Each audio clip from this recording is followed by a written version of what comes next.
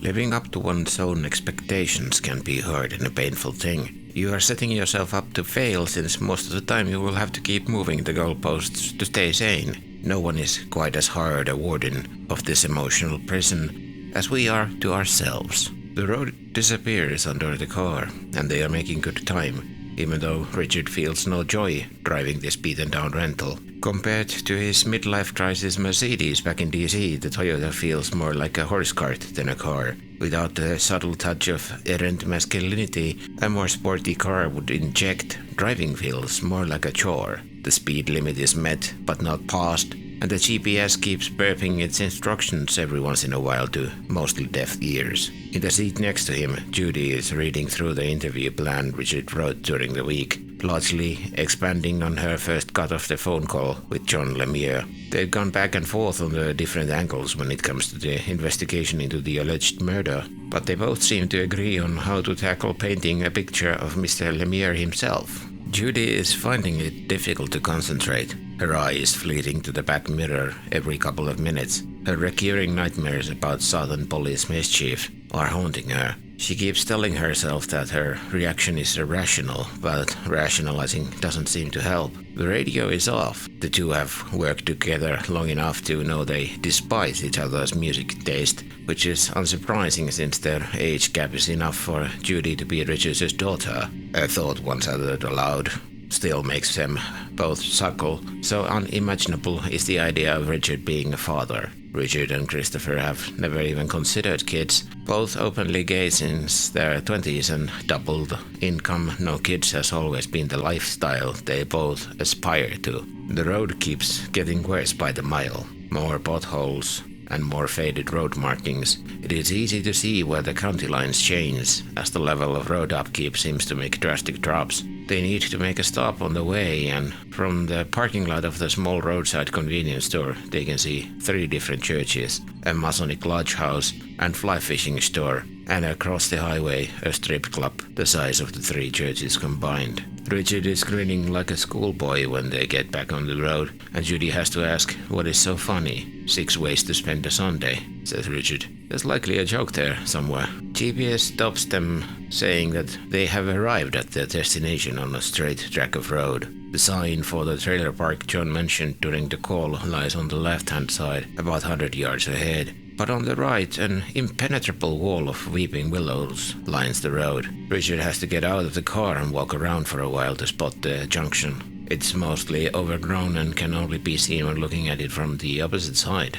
Only the narrowest tire tracks visible in the dirt. After a heavy rain, even those would be gone, Richard thinks. At the bottom of the very gradual road embankment, a gravel dirt road can be seen going in and under the weeping willow's natural curtains. With a touch of courage and recklessness, it is a rental after all. Richard drives down into the willows. The world that opens behind this pale grey curtain is a sight to behold. The courtyard explodes with color, the overall Alabama wild being mostly brown, grey and muted green as the spring is slowly giving away for summer. Both sides of the road are growing wild grass about 2 feet high. The courtyard forms a kind of a basin, gradually sloping down on the east side of the main building. Perhaps that was the center point of the open mine Mr. Lemore talked about. There are banks of flowers all over the yard, with untrimmed offshoots popping up everywhere where the pathways don't slither. John's big Ford truck is parked between the main building and a 2-story workshop.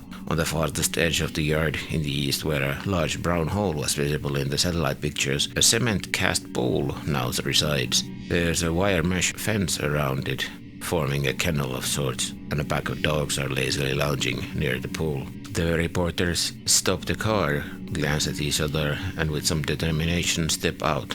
Judy goes to the trunk to get her recording equipment as Mr. Lemore emerges from the workshop building and approaches them. He's talking all the way over, and Judy gets the microphone out just as he gets close. Mr. Lemore doesn't bother with introductions. It is clear who everyone is, and the correspondence over the week has laid out the plans for the weekend rather clearly. Instead of any kind of formalities, he leads the investigators around his property, pointing at the flower beds and naming the plants with their scientific designations. John tells them they laid their dog pool last summer, but some of the older ones have trouble climbing out, so they are training it now and casting a ramp for the old-timers to walk out. There are angle-high remnants of stone walls everywhere, and Judy is about to ask if John knows their purpose when she spots a rusted fastening with a small length of chain still hanging from it. These must have been the grounds for the slave quarters before the Civil War. Two astonishingly well-behaved dogs follow their master around. The man is ginger, with glasses that have seen better days. He doesn't quite look his age in his torn jeans and tattered running shoes. A flannel shirt buttoned straight up to the last button, sleeves down and buttoned, sweatbands at the wrist that look like they were lifted directly out of late 90s aerobic workout VHS tapes. A scrubby day-old stubble around a messy goatee gives his face a funny carrot-colored frame. When Judy comments on the vibrancy of the flowers, John shrugs and says that the soil here is so full of minerals from the Civil War era mine that flowers seem to flourish. There is a sweet smell in the air from all the different flowers. As they walk past the workshop, an old school bus and a large flatbed trailer are tucked away behind it. They walk over to the Hedge Maze and John proudly presents his creation. He walks into the maze and vanishes from view. Judy leans in a little and peeks around the first corner, but Mr. Lemure is nowhere to be seen, but his voice carries from inside. When I dug the drains for this, I also laid in a series of channels and some cables that can be used to centrally open and close this gates here. The two dogs sit down at the edge of the maze, tongues lolling and silently panting. No command was given, but they don't step into the maze with their master. Yeah, you see, the gates make this an ever-changing thing. Different each time you walk it if you choose a different layout. One path ends, another begins. They get to the center where a giant flywheel and a crank hang on a pillar made of two T-beams rammed deep into the ground. You make it here, turn this crank, and when the wheel stops you have a new solution. The reporters look around bewildered. Judy can't really place either rhyme or reason for this electrified feeling creeping down her back. Through her headphones, everything sounds like the high frequencies were boosted, but the equalizer readout shows everything flat and normal. This is incredible, Barkley almost stutters, commenting through his astonishment. Go on, give it a spin. John points at Judy, gesturing towards the crank. Judy hands the boom to Richard and steps up to the mechanism. As she grabs the handle, there's a crisp snap of static electricity, like a slaver's whip crack would echo through the centuries. For a second, Judy is reminded of a childhood nightmare where she stands alone in a grandiose palace dance hall. The floor is littered with dead leaves of autumn, and she stands there as a cold north wind blows the first snowflakes through an open window. She always feels small and insignificant, and somewhere in the other room a clock is ticking. Judy shakes the sudden memory away and cranks the wheel. It spins for about a minute, the gates around the maze clanging shut and shuttering open. How many solutions are there? Barkley asks. John thinks for a second, as if rechecking some calculations, and then says, The gates have 4,096 different combinations, but not all of those are solutions. I haven't figured out the exact numbers. Gotta have some mystery, huh? Those non-solutions, does that mean there is no exit then? Judy asks, with a non-insignificant amount of panic in her voice. Yes, but no worries. You could always spin again if that happens. The path back to the center is always open from the dead end, you see, as this is where the selection happens. The reporters nod, thinking they understand, or perhaps hoping they understand. You absolutely can't get stuck. That is, unless someone would spin the wheel while you're still inside the labyrinth. So let's see where this now takes us. John says and heads out into one of the paths leading away from the central machine. The reporters follow and Barkley tries to get a word in question-wise. You said on the phone that the labyrinth is a place of self-discovery. Where is that from? It sounded like you were quoting. They come to a closed gate and John turns to answer. Well, I don't know really. It is one of those obvious as day truths. I must have heard it somewhere, but I don't remember. He seems to make a decision and then heads down the left path. They make their way out one turn at a time. After the third turn, Julie hears the dismal bleep of the monitoring headphones as the recorder shuts down, running out of battery. She calls out for them to stop and switches the battery. I'm sorry, I was sure I charged it in the car, but maybe I didn't. She mutters and clips the battery cover back on. As they emerge from the maze, the two dogs stand there at the exit, waiting for their master.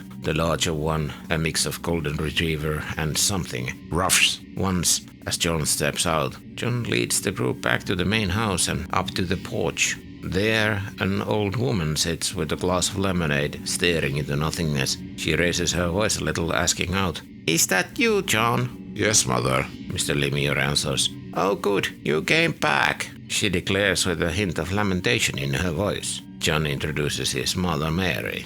Mary Lemore just turned 92 and has recently been diagnosed with Alzheimer's. John asks the reporters to sit down with the old lady, as he is going to go set the table for dinner. Mary Grace Lemore doesn't turn to look when she speaks. "My John, such a good boy," she proclaims. "You know, I used to go into that hill in the east when I was expecting him, and sit there on the old stones praying to gods that they'd make my child a genius. I'd rub the dirt on my belly and pray." She sighs and leans back, whispering, almost inaudibly, "There were lights in the sky when he was born, as if the chariots of fire racing through the sky." They sit down for dinner, a simple yet tasty grilled chicken and potatoes with fresh herbs from the garden behind the house. After they've eaten, John brings out a large black book and opens it on the side table. It's a ledger of some kind, where he keeps the comings and goings of his business and the upkeep of the property. They are looking for the dates when John heard the rumor of the murder, trying to see if they could pinpoint the day of the alleged event took place. Sure enough, the day a couple of months back when they were pouring the foundations for the basement guard bars is marked clearly. Judy peeks over Mr. Lemore's shoulder, but can't make heads or tails of the ledger.